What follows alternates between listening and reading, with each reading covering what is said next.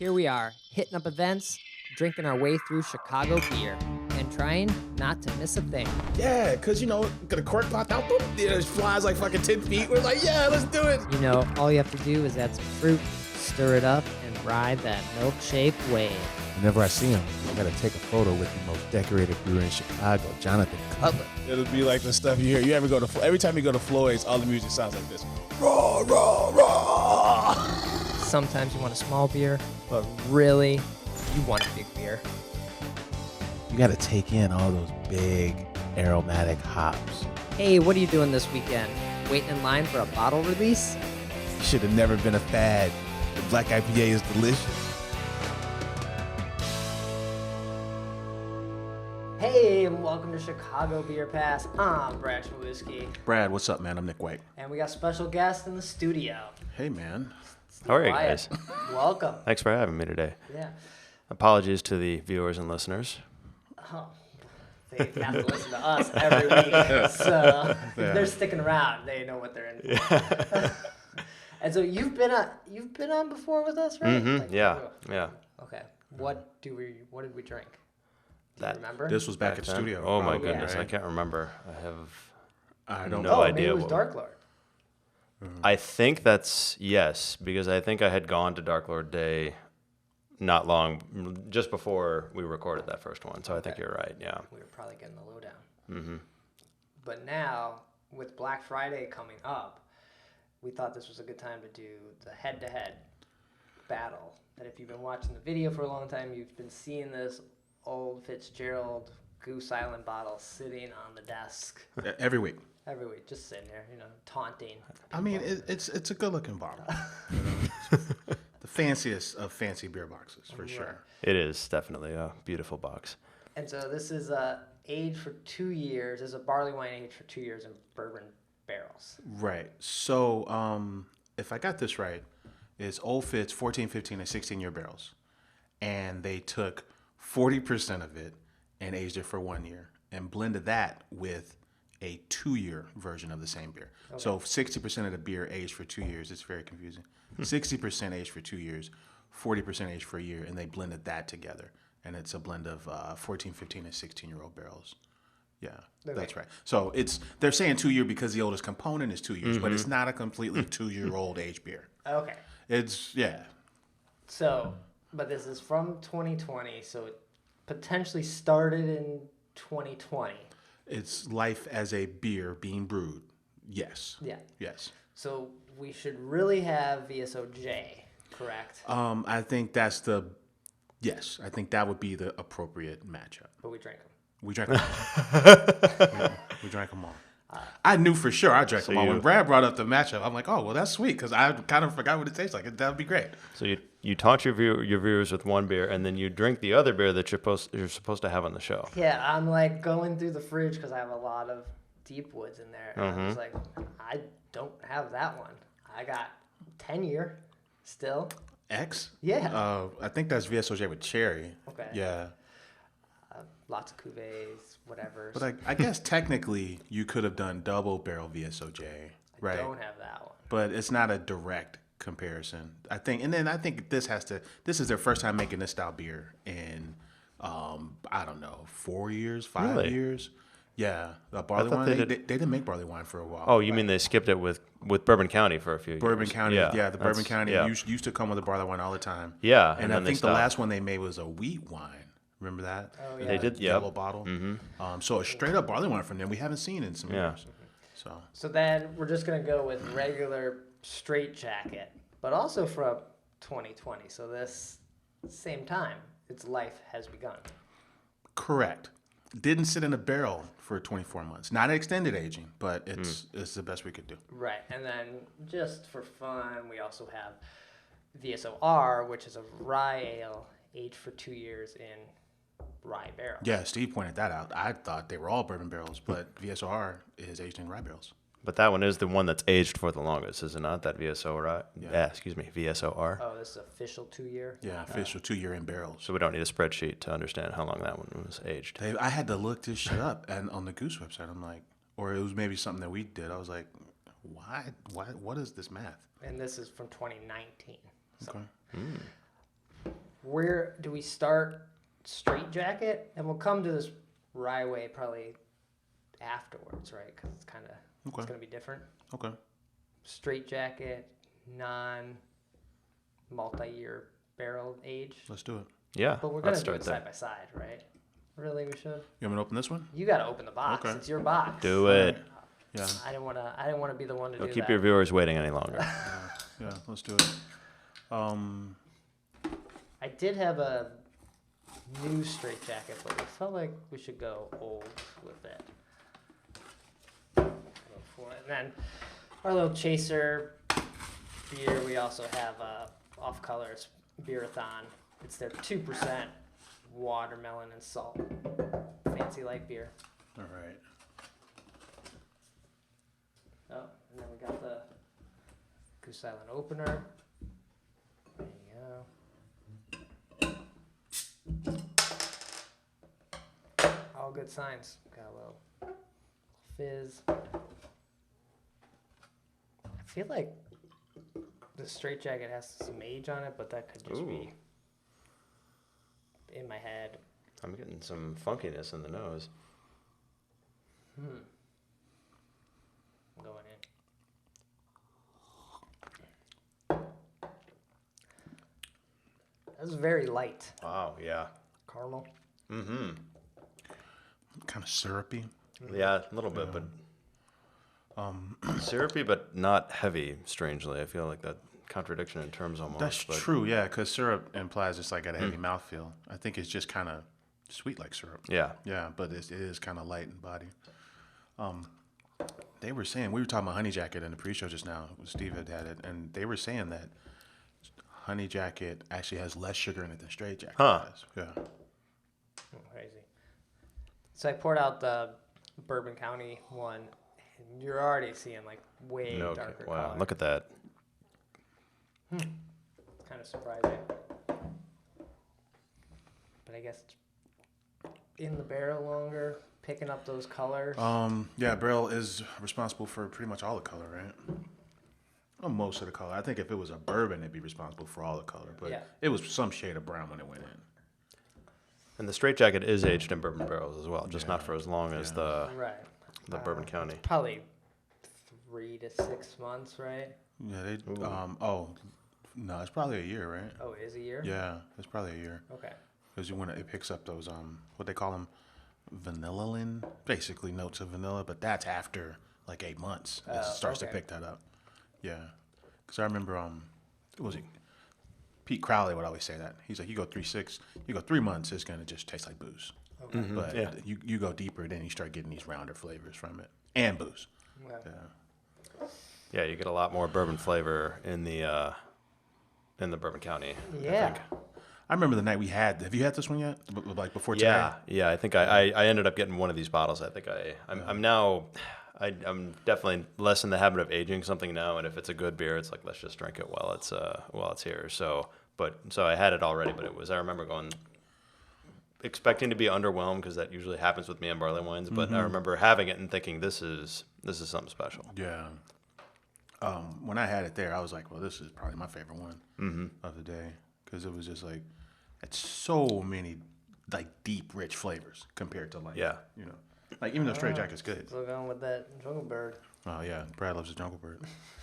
Well, tropical BCS, right? Right. But it's tasting great, and it has, I guess, compared to Straight Jacket, just having more of a robust flavor. Yeah. Right now. That bourbon, which is probably why you picked up this beer in the first place. Man, that's fucking good, man. I was trying to see how big it was. Oh, 17%. 17. 17. My God. Straight Jacket's probably 14, 15. Yeah, I think you're right. Yeah, a little 15. Yeah. Yeah. I don't know. Is this a fair showdown? Do you remember VSOJ and then comparing it now going back to 2-year barley wine? I think the note on VSOJ that stood out to me the first time I had it was like black walnut ice cream. And I'm like, why? What is happening? Why does it taste like that? And that's what made it special for me. That was the first VSOJ. Okay. And the second one I don't think was as good. I think it was more in line with, you know, like a richer straight jacket essentially. Okay. Yeah. But the first one I thought was really special. And the first one was a mistake. Right? Yeah, I think what happened, it was like a wintertime thing, they were saying. And, you know, Josh Deeth explained it, but basically, like, it sat in fermenters too long. They didn't transfer it, so the temperature dropped. And when the temperature dropped, they're like, well, fuck, I guess we should just age it longer. And that's how that flavor, that profile was born. But it wasn't intentional. They were trying to make straight jacket. Oh, Yeah. Yeah. we could be onto something here. Right. So, Steve, I know you've you've waited in line for this Goose Island stuff. Have you done the same for Deep Woods? I have not. I think only because I guess Goose Island was sort of the gateway drug to bourbon barrel aged beers. So by the time I'd discovered it, you didn't really have to wait in line for the Deeth series anymore, or I'd outgrown that as a habit. So, but I mean, I do think that the Revolution Deep Wood series, you know, would go toe to toe with Goose Island any day. It's a wonderful bourbon barrel aged product. Yeah, we've never done them, I don't know, back to back like this. We've been able to compare them, but we've always said, like, the amount that Revolution is putting out and the variety is basically running circles around Goose at this point. Like, Goose is doing a great job with their beers. They're not often bad. What about the one that was tasting like oatmeal? Grandma's, what was it? Grandma's fig cookie? What about that one? The one with anus in it? Yeah. Excuse me? What was it? Anus. It was modeled after Grandma's fig cookies. I'm like, Did I miss this? no, this Last year. This was one of last year's variants. But it was big anise notes, big, like almost like sambuca. And I'm like, oh, what's going on here? It Yeah. was so weird. But yeah, it was a fig one, right? Yeah. But then the previous year, Fog. Kentucky Fog. Yes, Fog, that that had one- tea in it, right? Wasn't it aged in? I thought there was one that was aged Kentucky in. Fog was lemon and Earl Grey tea. Yeah, that's right. I'd never heard of a drink called Kentucky Fog. Am I missing something here? Because I never heard of a Jungle Bird. So maybe it was a drink and I just didn't Recently know. had a little can. There's Of Jungle canned Bird? cocktail Jungle Birds. Okay. Buddy had them, and they were pretty awesome. So Jungle Bird's a real thing. I've had it at the Whistler, and I've had it at the Aviary. Okay, I've never had a Kentucky Fog though. winter's coming. You gotta get your kettle going. It's not like they made that up, but that beer was fucking nuts. That was a polarizing what's it- beer, though. What's it called? The Which one? the bird. the Jungle Jungle Bird. Yeah. Jungle Bird. Yeah, I What think. I have to profess my ignorance. What? Oh, is the cotton. that Well, shit. exactly? I didn't know until the beer. Yeah. Jungle Bird was rum, banana, lime, Campari, Yeah. and blackstrap molasses. That's the cocktail. My goodness. But for the beer, I think they did just the fruits. I think they did banana and lime and coconut. So it was more of a tropical BCS inspired by the Jungle Bird, but it wasn't the cocktail. I see. Okay. Yeah. And that was great having it there. I haven't gone back to it, so it's got to be just maybe a mess at this point. I don't know. I remember. Well, in my Yeti, I squeezed some lime, cut a lime in half, squeeze it, ice, and that's my water all day. Yeah. So yeah. I'm drinking this beer. I'm sitting across from Brad, and this lime pops out at me because I drink it all the time, and I'm like, holy fuck! Like it just cuts right through this fresh lime in a BCS. It was really fun. Fresh lime in a VCS. It was huh? really fun. Wow. Yeah. Yeah. So that's what made it good that day. Mm-hmm. But then we went back to it, and I'm like, well, Yeah, I don't know what especially they in gave us that day, but this is changed. It's different a now. lineup when you're having like 5 or 6 big stouts. Yeah. You kind of the one that is different stands out more. You're just That's- like, that's I fair. kind of like that one. It's not another variation of a different barrel, Bourbon County. Like, all right, yeah. Yeah.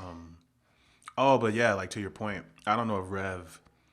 I think Rev's got the edge on barrel programs, and part of that is I don't think Rev is doing these. They're not trying to be polarizing. I think the Goose program is like, hey, let's involve everyone who works here, HR, sales, all the brewers, all the bartenders, and we're gonna have some that purists can like, but then we're intentionally trying to be polarizing with some of Yeah. these releases, and I don't think that's the Rev philosophy. But What do you at think? What, Etsy, just- they're like pushing it a little bit. Like that supermassive coconut, that was polarizing in the wrong direction. No coconut. Did he tell you about this fucking? Sorry, beer? no coconut in the supermassive coconut. Let me set the table. Supermassive Cafe Deeth is probably the best beer I've ever had from Rev. That is my favorite, probably my favorite all-time Deepwood. I can't remember where. I think I was having a Dark Lord that didn't turn out to be anything that was really enjoyable, and then so I thought, okay, what nice beer are we gonna have next? And I had a supermassive Cafe Deeth, and I remember it tasted like maybe the best beer I'd ever had, and I'm just thinking, like, this is mind-bogglingly so awesome. It's like so good. Released in the middle of summer. The During the pandemic. The ridiculousness of this fucking beer. And I love how they used to do the Zoom calls. They break down their process, and Goose does that too. I'm not saying they don't. Oh, but they talk about how their philosophy, like Goose takes their coffee and they swirl it for a week in a whirlpool. They call the whirlpool Dorothy. They take whole coffee beans. They're next door to Intelligentsia. Take those beans, swirl it for a week. Yeah. Then you listen to the Rev philosophy. Rev's like, well, if you do that, you're picking up a bunch of astringency, a bunch of green pepper. You're picking up things that aren't true coffee essence. So what we do is basically take cheesecloths and kind of sit it on there for 12 hours. Right, so Revolution does this. Revolutions. Kind of like a cold brew. Yeah, So or a French press where it just sits in there for a while, right? Exactly. I mean, So their philosophies are totally different. But this beer's out of bounds. It's really fucking good, and it's super massive. No one uses that as a word in the beers, right? So love this beer. So they follow that up with supermassive coconut Deeth. So there's two ways you go in this. That it's supermassive with coconut, or like supermassive Cafe Deeth plus coconut. right. Yeah. Okay. Or it's a shit ton of coconut. A metric shit ton of coconut is the expectation That's what we after thought. Cafe Deeth. I went to Party City, bought coconuts, and brought them to the tap room for us to drink this out of. oh my God. There's no coconut in this beer and no coffee. We actually thought. Wait. So what was in it then? If It was just like like regular coconut. you're expecting coconut or coffee, possibly both, and you get neither. How does that happen? Normal amount of coconut from the coconut Deeth. I honestly thought they gave us the wrong beer. Really? Yeah, I was like, if there's coconut in here, it's certainly not supermassive amount. It was not as cool as the Cafe D supermassive. So, But we had the photo with the coconuts. I mean, that was a win. There's me and Brad, and we're the only two assholes in Rev's tap room drinking. Wait a minute. Yeah. coconuts. So you two are sitting in Revolution's tap room, like with open coconuts, and Standing drinking 'cause your. it's packed. Of course, yes, yes, it would be. We brought our own you're- cups. You're sitting there drinking Revolution beer out of coconuts. Yeah, that was pretty great. I blame this guy. It was fun. That was fun though. That was a good one. Yeah. Oh, but yeah, I think that the point was their philosophies are different on how they make beer, how they roll out beer, and even how they add adjuncts to beer. Totally different programs. Yeah. Okay, so I opened the VSOR rye. So rye ale aged in rye barrels. So sort of barley wine-esque. Right. I don't even know a roadmap of. I mean, Wow. everyone makes barley This is something good. wine. Yeah. That's better than the plain straight jacket. The straight jacket is 3 years now in cans. I don't know. And when it comes out every year, you shouldn't really be sitting on these. But the straight jacket is, I mean, it's still quite sweet despite, I mean, it's 2020, right? It's Yeah. 3 years old now. It's still pretty sweet in spite of being so old. Yeah. Sometimes with rye, I get something green, for lack of a better word. I don't know if it's mint. I don't know if it's. I don't know. Like spearmint gum or something. I don't know. I hear you. Something piney, like yeah. maybe like in the green. Those things, the green and gin. I don't know. I was thinking green pepper, like or green bell pepper. Yeah, I get something green. Yeah. I think that's the rye working in, because I think like rye tends to be more like spicy and peppery and like towards that end of the palate spectrum than bourbon is. Bourbon's more sweet. Yeah. This could just be the rye in general. No, yeah. That is fun. Everyone makes a barley wine. I don't know a roadmap for rye wine though. Like I don't know other crews that make rye wines. Right, that would be a fun Bourbon County twist to a rye wine instead of their barley wine. And so. Yeah. Well, Revolution had one as part of the Deep series at one point. I thought, or I'm sorry, not the Deep Woods series at one point. I think it was Rye Way to Heaven was the nickname. Which is so this is a 2-year version of that. It's a 2-year. Okay, Yeah. yeah. But that was, I guess, now that I'm thinking that maybe the first time I'd encountered a beer with rye as the base of the grain bill. So I think so too. Three Floyds and McKellar back in the day used to do they did a Rogan beer. It was like a barrel aged beer, and all the characters were on the cover. That was a rye. That was a rye wine. Yeah. have you two encountered Boogoop, rye beers? Boogoop and Rugoop. I think Boogoop was the rye wine, and Rugoop was the rice wine. This was like probably like 2010. Well, isn't Canon Abel a rye? Cain and Abel is it's rye and palm sugar. Yeah. It's essentially like a red IPA Yeah. with like cane sugar and rye. Yeah. Oh, so a rye IPA. It'd be a rye IPA. Yeah. And then before we had to stop drinking Founders, they had that rye beer. Fuck, what was it called? Yeah, they did. That they did. I'm drawing a blank. It was good. Yeah, it was good. Fucking Founders. Yeah. We used to wait in line. We used to wait in line for KBS when I first got into beer. Ooh. Yeah. I always thought KBS. I think we did this. A good friend of mine.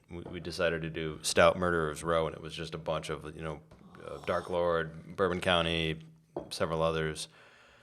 And KBS was like CBS was in there too, so you had a Founders beer, but it was like KBS was like the runaway disappointment, I would say, of the entire crowd. When you put it up against that kind of competition, you don't realize the difference until you're trying them all at the same time. Right. But all of a sudden it became pretty clear, like, this one's not nearly as good as the other ones. They hoard it out too. There's like Mackinac fudge and fucking Oh yeah. They did all, like, weird walnut versions and all of these. them. Yeah, kind of like a Dragon's Milk thing, Mm-hmm. where it's just kind of like an insane amount of variance on it.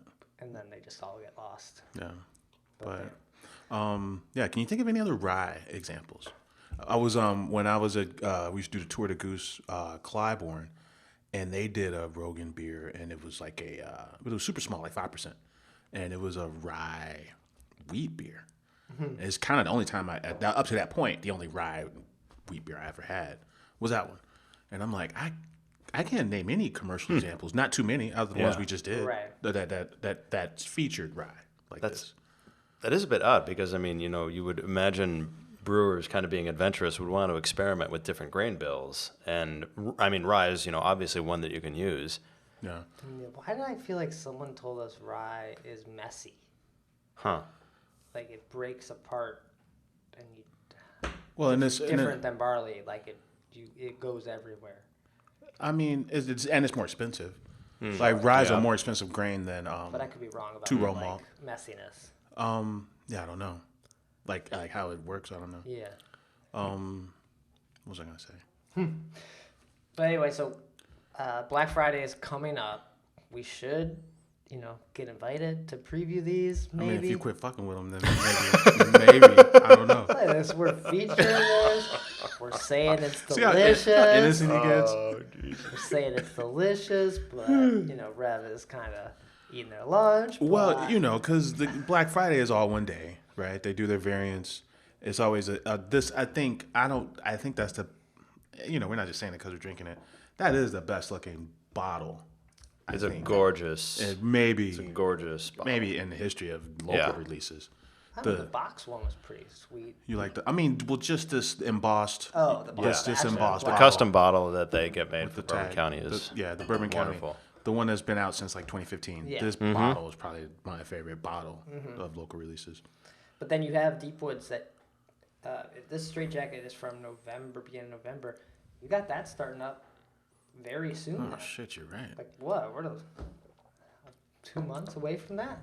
Yeah, it might even be next month. Because this was November 5th. It was filled. Yeah. So it came out like second week in November before Black Friday. We're lucky, man. We're lucky to have Goose and Rev in the same Yes, town. in the same. Yeah, lucky. yeah. I mean, I think we're drinking this off color, but you have Dino S'mores that's gonna get released here soon too. I think that comes out around. Doesn't it come out January maybe?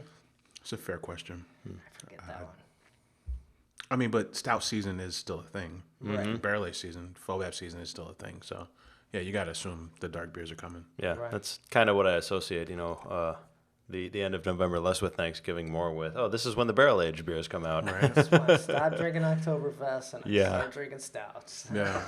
Yeah. And, But I mean, no, go ahead. we are lucky to live in the town, I guess, in the birthplace of bourbon barrel aged beers. Is that a fair statement? Because Goose Island was, they were the first to try that, were they not? Commercially, yeah. Yeah. Right. Okay, yeah, that's fair. And in the modern sense, right? Because, before, They were sticking them in barrels. Just yeah, because before they had kegs. nothing else. They had nothing else. Of course. Yeah, but so, yeah, in the modern sense, yeah, that's true. Into the barrel, not for the purposes of storage, but for the purposes of aging and adding flavor to it. Yeah, like putting it in a barrel intentionally that Yes. housed a previous spirit. Yeah, right. For sure. Yeah. Yeah. That was a brand new thing. I think the Goose Island certainly pioneered. Yeah, I'd say so. Yeah.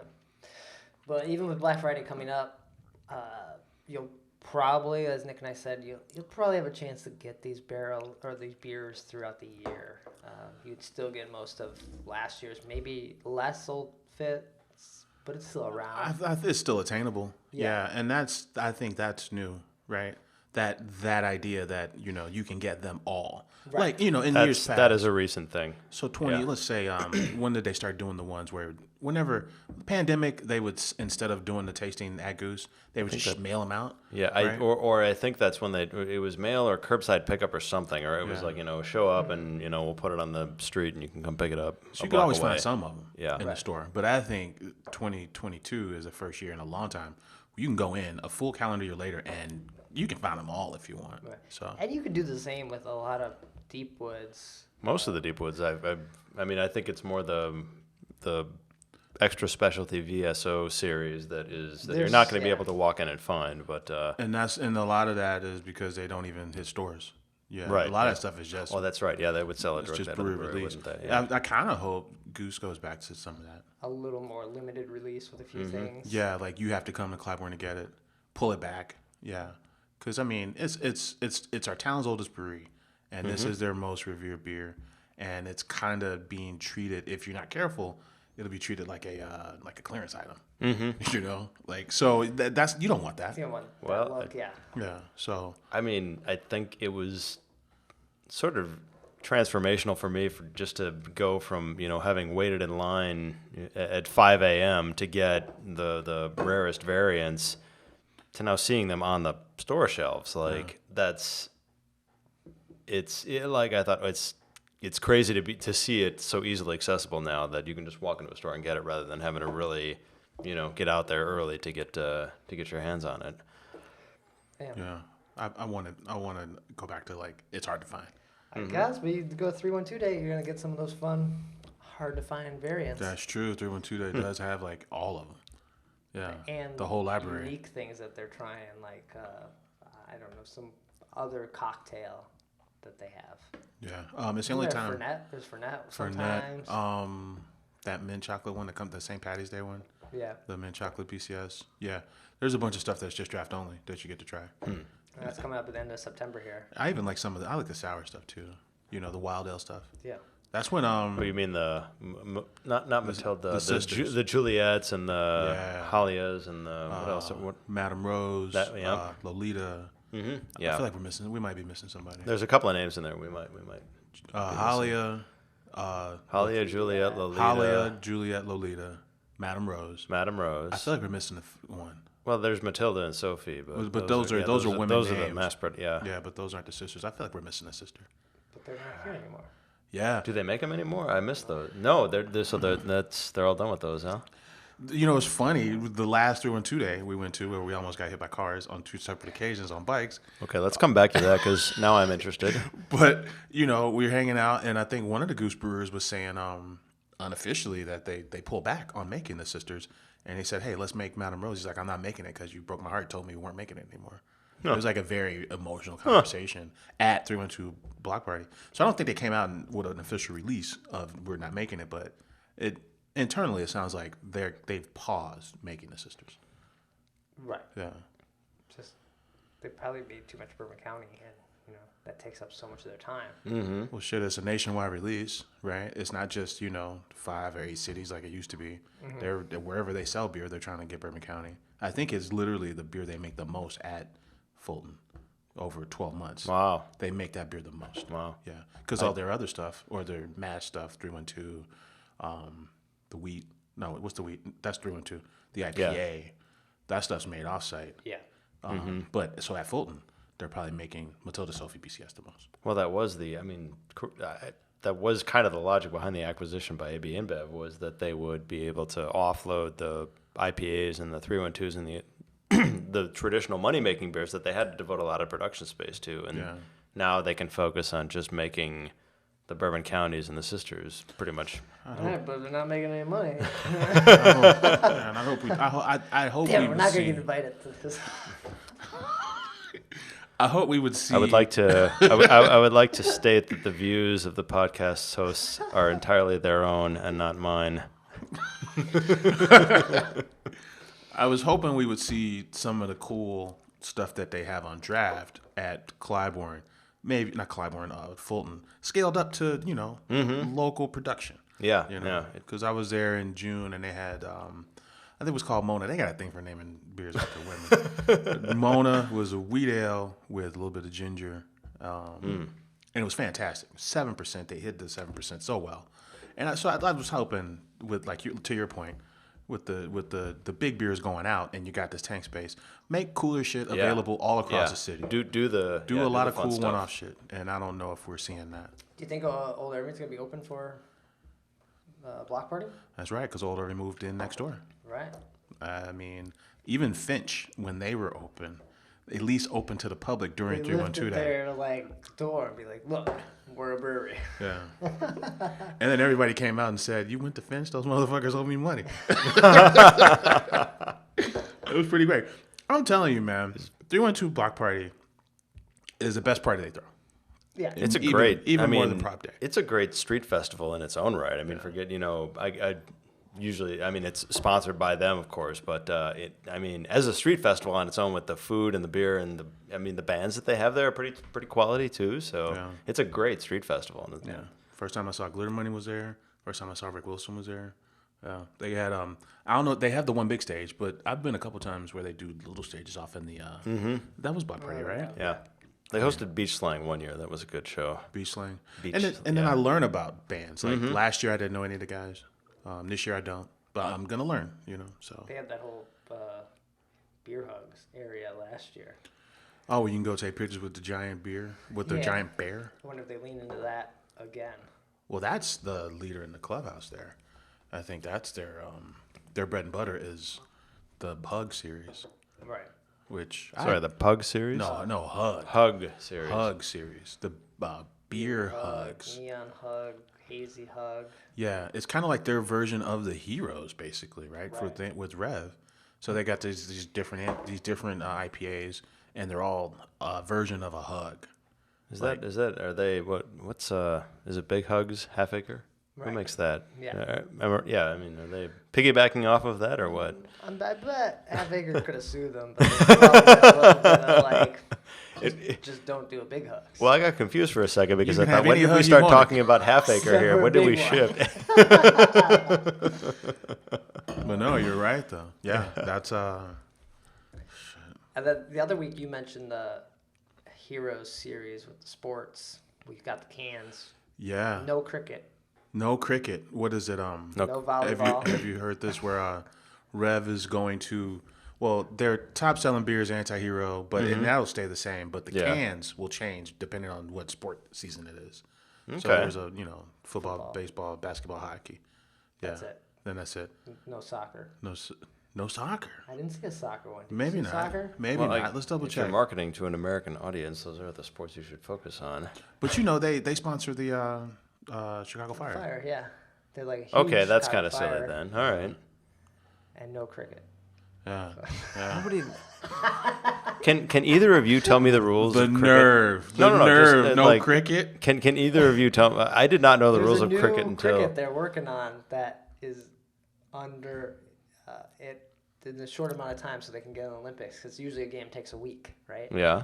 Is that real? Yeah. I don't know shit about Like cricket. No, can go off not for, like, usually. It takes a week. They changed the can rules. go No, on for a week. can. But I think they like are changing the rules now to make it shorter. I think they've already done that. Okay. I had an occasion to watch a cricket match with somebody who kind of knew something about the sport, and I said, "Can you give me the basic overview of what the hell is happening here?" And This is day 2 of warm-ups. Yeah, just the main four sports. no, they've definitely altered the rules governing scoring and time. But it at least with like the internationally sanctioned matches that would get you anywhere, like it's not the 5-day games are It's like pretty an much Indian a wedding. thing of the It can past. go on for a long time.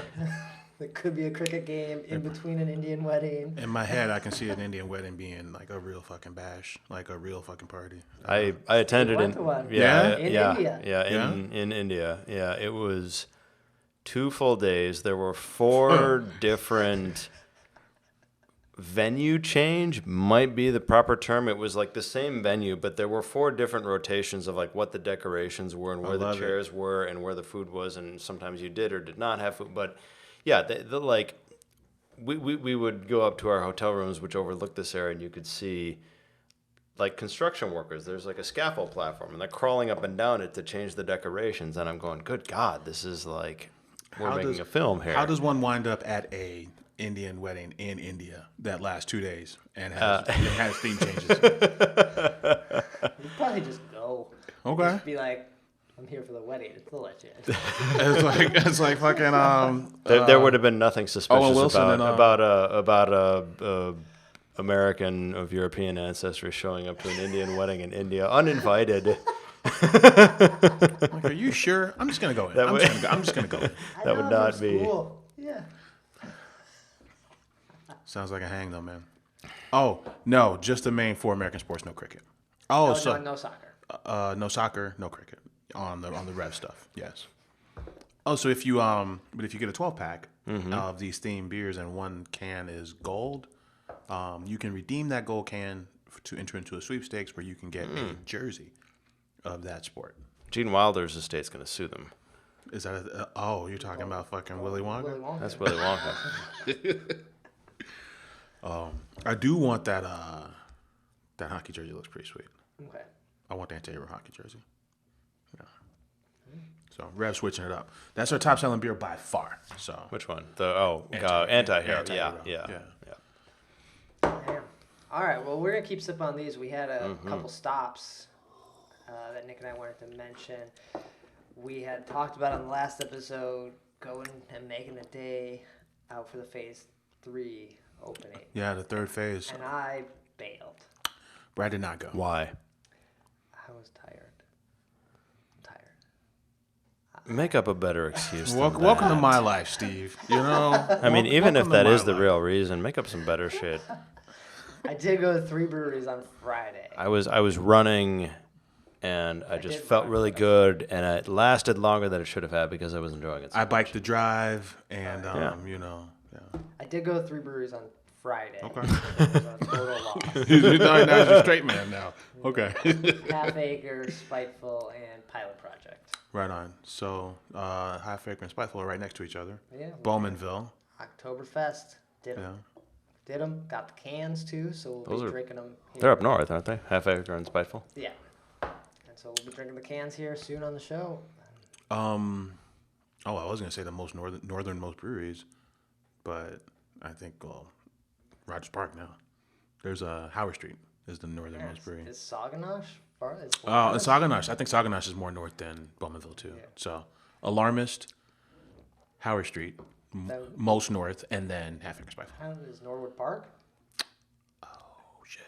How far north is Aluminum? I just got deja vu. But yeah, you're right. I So mean, pretty much just what is the northernmost street in Chicago? And I'm pretty sure there's a brewery on there somewhere. well, now there is Howard Street. Yeah, across the street from Evanston. Yeah, and then after that, I would say Illuminated, Then Alarmist. then Alarmist, Okay. then Half Acre. Okay. Better trivia. What's the southernmost brewery? Well, if you ask Brad, the city stops at 111th Street. The city, Open no. outcry. Chicago See, goes did it like for again. another mile. But seriously, the Southernmost Brewery, it probably is open outcry. But the That's city, the end. That's as far as I can go. but the city There's goes nothing there. down to 134th Street. I thought it was farther than that. Like it's No, because like Because there's then a you're in one of the burbs. Like, so you're in we were just talking about this because the name of the last neighborhood in Chicago, the southernmost neighborhood, Hegwish, right? Or Hedgewish? that's one of them. Yeah. There's another one. Is it Dixmoor? There's a neighborhood. No, there's a neighborhood, and this is true because nothing's down there. I mean, nothing brewery wise is down there. Yeah, sure. Nothing brewery wise is down there. The name That'd of be a great place to open brewery. You call it Dixmoor Brewery. what is it?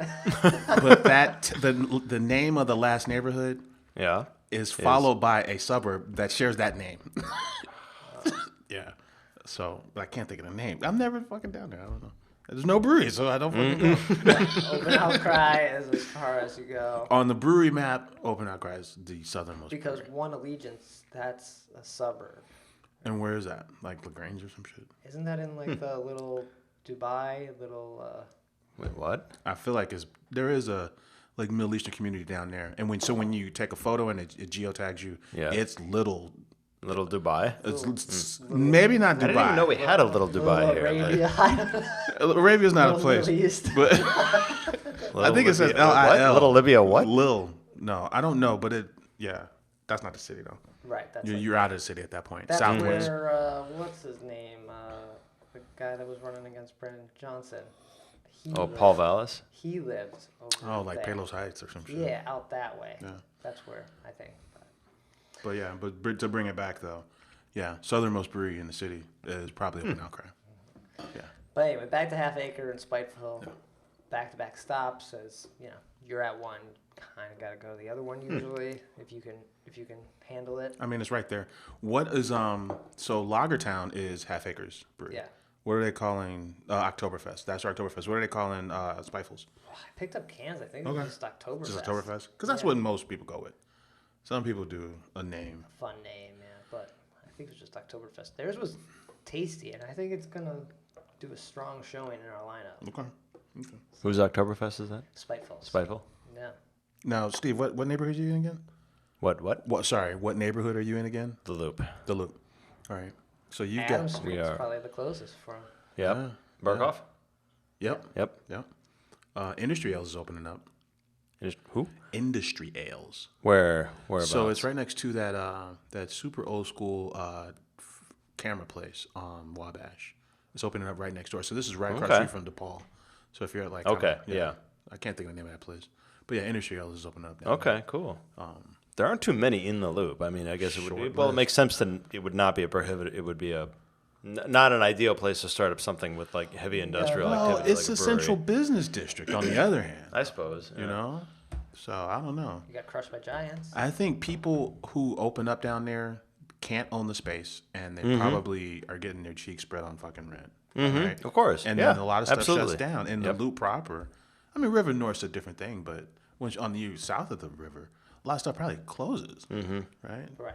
So, I mean, those probably some of the hurdles. But, no. But then, yeah, also did Pilot Project, which I like Pilot Project Space. I know we went on like a long rant, was it last episode or 2 episodes ago, about Funky Town. Milwaukee. And just like how they're almost carrying Pilot Project at this point outside of Pilot Project. Like it's the only brewery you really know of. Yeah, like what other beers did you have that weren't Funky Town there? I had one beer that was a 1.5% beer. So I had a Funky Town beer and then a 1.5% beer. So you had a water. Yeah. Don't even sound real. That's NA. It was kind of nice. That's funny. That's like medieval. You know, we need to brew beer so that our water is clean. Percentage of alcohol. Yeah, I'm a big fan of these hop waters, so I was like, I'm gonna try this. We were at was good. the Festival of Wooden Barrel Aged Beers, and Brad's like, Nick, you got to get in on this seltzer. Brad's insane, man. So this all makes sense. So Pilot Project has a great 1.5% beer. Like this off-color beer is 2.6. What about our girl Donna? What about Donna's pickle beer? They're making that there. Yeah, I thought about getting it, and I just didn't. I wasn't feeling it. I just Okay. yeah, wasn't feeling a lot. I'm very confused by Pilot Project's menu. There's too many words on the menu. Like, the names are too long, so you have to order from your phone. The names get cut off. Then there's a description. And I just I don't know where to look. I don't know where to scroll. Like, there's some bad UI design. They got they got fancy cups at the Pilot Project. I do like the cups. No, they have these Teku glasses, with the stem and So they the got bowl. cups figured out, but have no clue about web sitting design, outside. apparently. It's a short list of things they don't figure out. On a bench. I don't know if I want a fancy cup like that. I want a mug. You want a mug? If I'm sitting outside on a picnic table, I want a mug. I'm here for fancy cups. Mug's fancy. Fair. I do like a mug. When I went to Hopewell, I got a beer that counted. I'm like, I want the one that comes in the mug. Yeah.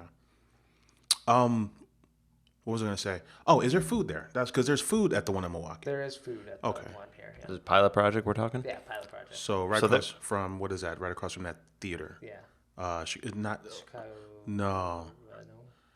It's closed. In the Loop? No. Milwaukee. Oh, like Milwaukee. Congress? Congress, yeah. Thank you. Congress Theater. It's still, that's still, I swear, like, when I go by that Congress Theater on the Blue Line, it always looks like there's construction happening there, and yet it's still derelict as far as I understand. It's right up there with, what's the big one on Broadway next to a Green Mill? It's right up there with that project. Oh, the Riviera. No. Congress is basically, there's back taxes owed. Oh, so nobody's buying. Okay, no one I see. will take Yeah, this on. nobody's buying it until. I'll tell you, man. If I hit the numbers, I'm buying them both. The Congress and the one next to Green Mill. What? We'll figure it out. But I want it. Pilot Project is right across Just the to street give- from this just to horrible pay investment taxes. that Nick is going to make in the future. Yeah, it'll be good. Fucking bar mitzvahs, graduations, Indian weddings. Indian 3-day minimum Indian weddings in this joint is gonna be. We're doing the show from there. I have right? doubts Just about telling this you. business model. I got a serious burn rate. I will I'm not fucking be. loaded. I will not be investing in this enterprise. He won the lottery. He doesn't need it. No. We're bringing back Argus. No, we're not bringing back Argus, but we will do the other stuff though. We're going to bring back We the other might- one. Beta Bra? Beta Bra. And the return of Beta Bra. For the fourth time. For the 4th time. The Barley Wine episode is off the rails here, bro. Those were 3 of my stops that made it It's getting hot, too. on my adventure to being too tired to join you. Okay. Phase 3. But you went. I went. See, so I went on Friday, and I was going to go again on Sunday. Oh, okay. So I went But Friday. you didn't go on Sunday, though. I did not go on Sunday. I went on I Friday. don't feel bad you didn't go by yourself. No. It's fine. It's fine. I mean, I get that it's cool and all because it's phase 3, but 3 straight days of I was going to yeah. Elmhurst. Well, I wanted to. Well, I was. That's a ringing endorsement. True. I am a little bit of a fanboy for Phase 3 stuff, even As though you should be. their Lakes Rick location entirely too fucking far, especially at night. We were talking maybe in a pre-show. You go to some of these Lake County towns, and at night you might be on a road with very little light for 5 miles. I'm not. We're not into this kind of shit. Yeah. So It's Elmhurst, pitch black for us, and who live in urban land. It's like, where'd all the light go? So Elmhurst is appealing for those reasons. Yeah. A lot closer. So I went on Friday night, like 5 o'clock, and there's an hour and a half wait. Yeah. Shit. Good Lord. So I'm like, well, I'll just go to the bar and maybe order something and then sit outside and wait. And but then 2 older ladies got up. So boom, now I'm at the bar and I'm like, well, I guess I don't need that seat. So Okay. just chilled at the bar the whole Is time. it close enough to put your name in and go to Lunar or Moore? Well, Moore is a mile and a half. Okay. So I think Lunar's the same. Lunar would be, a little closer. Yeah. This is on the main street, so it used to be a bike shop. So it feels like Main Street, USA. Like businesses on both sides of the street, a little small town thing. Downtown Elmhurst is actually I think Arlington Heights is the same way. It's a surprisingly cool downtown. It's I cute, think, man. yeah, I mean it's Really? I mean it's got a suburban feel to it. It's not enormous the way anywhere in Chicago is, but it's a fun spot. I agree with that. And they had outdoor seating, and a patio, Okay. and then they're next door to another bar, and then they have the main dining room. Yeah.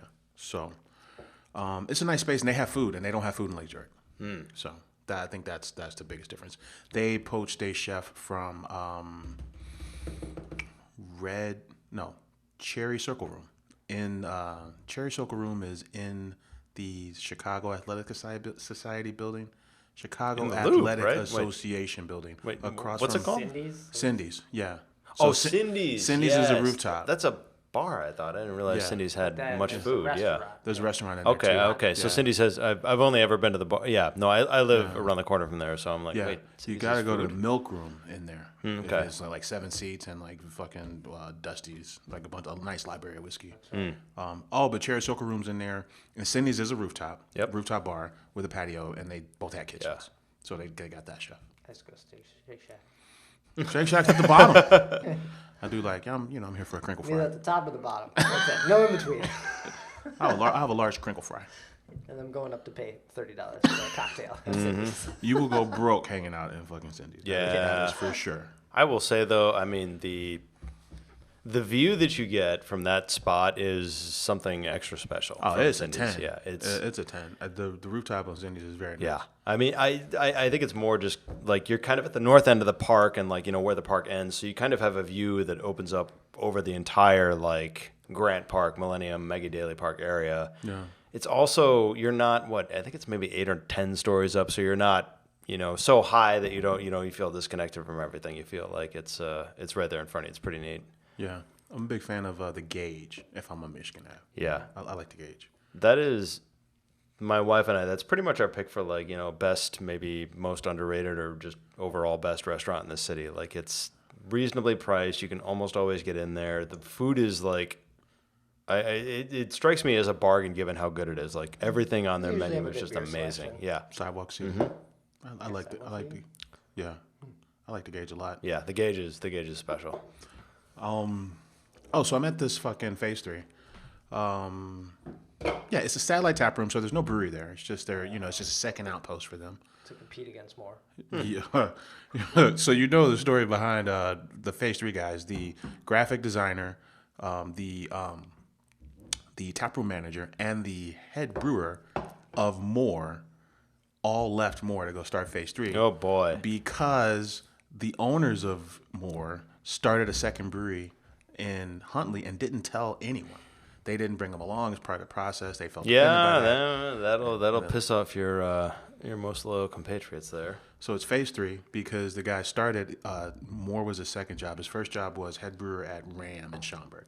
And so basically the same beers essentially that he makes now. I mean, they're dialed in, but a lot of the same beers he was making at Ram, Schaumburg, and at a frenzy. People were going nuts over these beers, like taking like the pace bus and all this kind of weird shit. Yeah, to Schaumburg to right. get these beers. Yeah. So. When people make the pilgrimage to Schaumburg for beer, it's like, okay, you got something good going on here. Yeah. So that's why it's called Phase 3. Oh, so for his second location, he's like, well, let's set up shop a fucking mile from Moore. It's amazing. It's so funny. Yeah. Oh, it was a great spot. I love the taps because they're those, remember not Blum and Eagle. Remember Bangers and Lace and how Bangers and Lace, they don't have names. Remember, they're still there, right? Oh, it's a great spot. Yeah. Fireplace in Yeah. the winter is my jam at fucking Bangers and Lace. Oh, but Yeah. there's no branding on the taps. Right? It's just kind of this, obscure, just all kind of clean Yeah. tap system. They got that going. What else? Oh, and there's a lot of kids in this joint. I would say 30% of the joint was children. So I mean, suburbs, you're gonna get that. it is what it is. You're gonna get the parents, dragging their kids out. Like, come on, I'm gonna go drink beer, and you can't do this until you're 21. And I think that's part of why the village was probably friendly to them. Because So aside from the kids, I thought it was a good hang. Okay. Yeah. So sorry, man. The barley wine episodes got me a little rambly here. So you did that. Anything else? I think I did something else. Oh, shout out to Barrington, Illinois. I went up there to check out a spot called Sundial. Sundial. Yeah, Sundial Brewery and Blendery, they call themselves. So Blendery. Blendery. So they specialize in like European styles and mixed culture beers. So they leverage like neutral oak barrels and wine barrels and bourbon barrels, and they do a lot of blending. Publican was with those. doing blends for a little early on.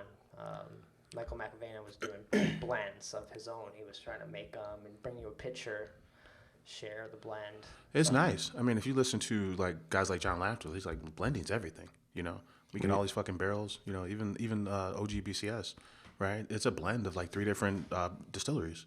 When you say blend, I mean, or you're talking about brewing different beers, aging them in different barrels, and then blending the end Sometimes. product That is together, right? that is one way. Okay. Or another way is the exact same beer in barrels from different distilleries. Okay, all right. And then- Okay, yeah, all right, I see. and, Yeah. and blend those. So yeah, I had a saison that was aged in a oak wine cask, blended. So some fresh and some oak aged. That was fantastic. Farmhouse IPA, which was an IPA with the saison yeast instead of the IPA yeast. Yeah.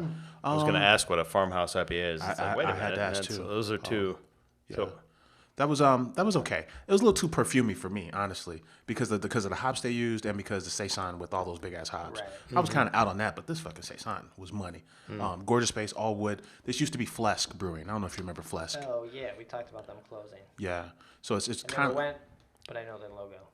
yeah. So they left. So the guy, I asked him if it was a rebrand from Flesk. He's like, no, but the head brewer at Flesk only took that job if he could have a side project while he was at Flesk. So these guys have been barrel aging beers since 2020 when he took over the head brewer job at Flesk. So the guy who owns Sundial is the same head brewer that was at Flesk. okay. So Flesk said, hey, you need to stop your little side project thing and focus on Flesk beers. So his response to that was, well, hey, Goodbye. maybe we buy you out. And now it's Sundial. So Flask didn't fail just because people didn't like their stuff. They got out and sold their space to Sundial. That's a better story than, to me, it sounded like, well, it didn't work out. They weren't making good beer. Or yeah, they But just, then or it was good and just nobody bought it because people don't buy good beer. Smiley Brothers, you know, Urban Renewal. Well, well, to be clear, when I say good, I just mean those 2 locations won awards. So good, relatively. Jericho won a Vobat. Same thing. So Not someone to say the one being good doesn't make the other ones good. a award does not make a brewery, for sure. But yeah, so And that reminds me, Sundial, Gabriel was over at Half Acre was there, and I asked him about Suncatcher. Gabriel, the founder of Half Acre. Right, and so was Matt. Head brewer. Head brewer, second employee or whatever, also probably founder. So Suncatcher is his new project, which I believe he's still at Half Acre because we dissected and they kind of said like Suncatcher's part of Half Acre. I feel like instead of making Half Acre a whole acre, they decided the brewery number 2 should be Sundial. Right. And so Sundial we probably won't see that until sometime in 2024. And it's only going to be open when it's nice out. So when you cannot sit in the beer garden and enjoy the niceness of that, the niceness of the weather, because it's next to that plant place. Oh yeah, Chrissy Weber Landscaping. Yeah, the landscaping place. So they're like, no reason to be here. So we won't function during the winter months. Like an actual seasonal brewery. Yeah. I'm actually kind of into it. I was hoping to try them, you know, now since we know that it's a thing. Right. They brewed their first beers at Hill's Farmstead. Hill Farmstead. So I was hoping to try their stuff, but I guess we gotta wait. Yeah. That's all I got. Okay. Steve, did you go anywhere? Any good breweries lately? Not as of late. Excuse me. I'm trying to think of the last bona fide brewery I went to, which is not recently. So I am. You're rocking the Maui brewing shirt, so I am, maybe yeah. it was Maui. I am. It was not Maui, Okay. unfortunately. No, this was kind of a subtle, show of support to, what happened on the island of Maui recently. Oh so, yeah, that's right. That's right. yeah. They're going through some stuff. Yeah. So, but no, it is Maui Brewing is a wonderful spot. Well, cool. Any final takes of this barley wine showdown? Man, that old Fitz Bourbon County is special. It's good. Yeah. It's one of the one of the best beers that came out last year. It's fucking really good, man. It's the one I kept going back to as we were drinking. I was like, I don't think I've gone back to Straight Jacket. Straight Jacket was feeling a little too thin. Also, too like it's. I mean, a barley wine will be sweet, but I feel like it pushed the envelope maybe of how sweet a barley wine should be. But to be fair, we should have had VSOJ. Mm-hmm. So just straight jackets here, and it's not the same as these other beers, but it's not the exact same type of beer. Yeah. Yeah. So, but yeah, if Old Fitz is still sitting around on the shelf, if you can pick it up at a discount now, a year later, I think it's tasting great. Yeah, I think it's probably one that held up the most too. Mm-hmm. I know they had a 30th anniversary one. I forget what that one was called, but that was another special one. Not birthday, anniversary. Right, it was something like that though. Okay. Yeah, what was it called? It was 30th last year. It came out along with the birthday anniversary was the 20. A couple years ago, 2021. but I feel like the name of this one is kind of like in that vein though. Mm-hmm. It's some like celebratory name. That's the problem with this shit. Anniversary. Like this is Old Fitz. Anniversary reserve. You gotta Bar mitzvah, Indian wedding. if That Indian wedding. If the 30th was called Indian Wedding, we'd have known. We would have known it's the Indian Wedding. They're going to steal this. They're going to come out with an Indian wedding Bourbon County variant. We're always and we giving are them gold. We have not been hit up. Take it. Consultants on naming or flavors. Because we're gonna go back and find the F where we fucking said it. So please steal it, please. Yeah. All right, and that's gonna do it for this episode. We'll be back. Should be back next week with another one. ChicagoBeerPass.com. Take care. Thank you for having me. Good to see you, Steve. Yeah, thanks. Cheers.